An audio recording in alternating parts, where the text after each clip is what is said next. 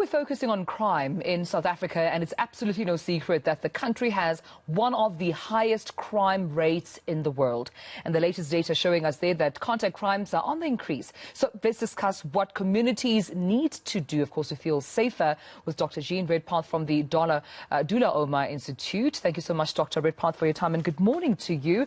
I suppose let's start here. Where are we getting it wrong as South Africa? I mean, being declared one of the highest, crime, rather the deadliest countries in the world with the highest crime rate, where do you think we're getting it wrong? So I think what we must put into perspective is that for many years we were getting it right. So from about 1998 to 2010, things were clearly and rapidly improving. And what we saw during that time was an improving murder rate and a deteriorating, what looks like a deteriorating rate of crime. Now, what that actually means is that there's more trust in the police, and the police people are reporting crime to the police, and things are improving. And we see that also in the Afrobarometer surveys. So we had this rapid improvement to 2010. If you remember the 2010 World Cup, there was the whole of society, the whole of the country was focused on not being the crime capital of the world for 2010. Yeah. Unfortunately, after that, from 2010 onwards, literally from about 2011, 2012, everything begins to deteriorate. We see the murder rate worsening rapidly. We see crimes not being reported. When those two things go together, then you know that underreporting is coming into play. And we also see the latest Afrobarometer surveys just come out, and that shows that trust in the police has reached really extremely low levels that should really be of concern to government. And so we've done it before. It's not brain surgery. We need to get back to basics. Absolutely. The police need to get their house in order. And it's really not, I would say it's unfair to put the burden on communities. However, that is going to be the case while the SAPS, South African Police Service, tries to get its house in order, which I believe is starting to happen, but it's taken a very long time. It's like turning the Titanic.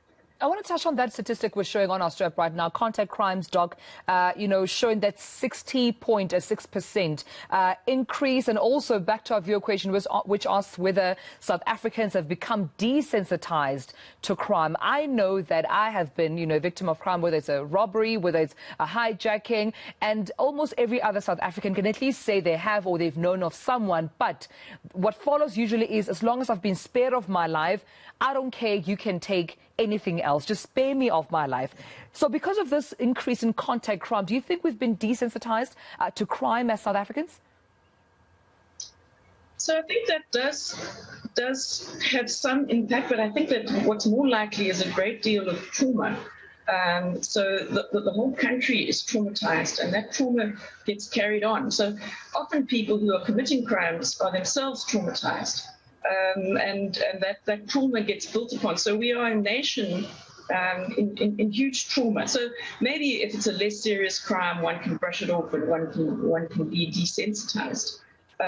But with more serious crime, particularly where there's violence involved, and that's what's a real concern to me. So I think your figures are comparing to last year, which was the lockdown year. So of course we're going to expect huge increase compared to that period of lockdown.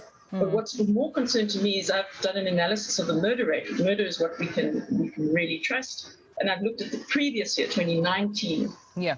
And we see across the board huge increases in every province in the murder rate. I would be very concerned. 24% increase in Limpopo, 21% increase in Mpumalanga, 14% in KwaZulu-Natal. Those figures are of real concern. And when you see those kinds of figures for murder, which is usually one of the better reported figures, we can be very sure that other figures are following alongside. And when it's violence, when there's violence involved, it's not so easy for people to brush off crime. Perhaps a property crime, yes, particularly if they're wealthy. But for poorer people, even property crime cannot be brushed off. Dr. Redpath, with those stats you've just shared us now, I'm sure anyone watching our conversation wants to know, what can we then do to make sure that our communities are safer? What can we do to make sure that we feel safer in our homes? What can we do overall to ensure that these statistics actually go down and we don't talk about an increase but a decrease in crime?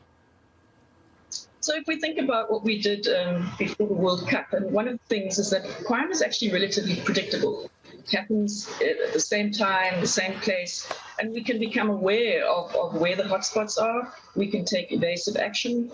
We can participate in neighborhood watches, but also we can hold the state to account, and we can say, you need to get your house in order. You need to be doing your job.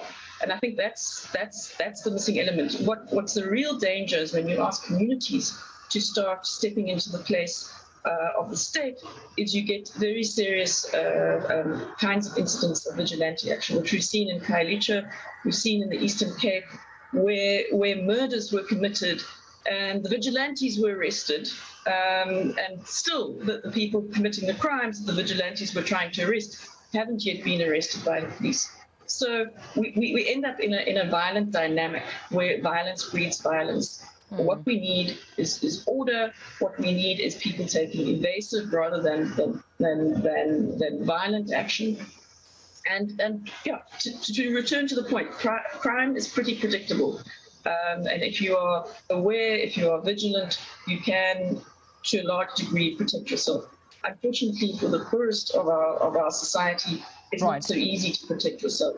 And so for those people, one really needs the state to step in and to take the right sort of action, get back to basics. Oh, we appreciate you talking to us this morning, Dr. Jean Redpath from the Dullah Omar Institute. Thank you for highlighting this issue for us. Crime being a problem in South Africa, and of course those interventions needing to be adhered to quite urgently.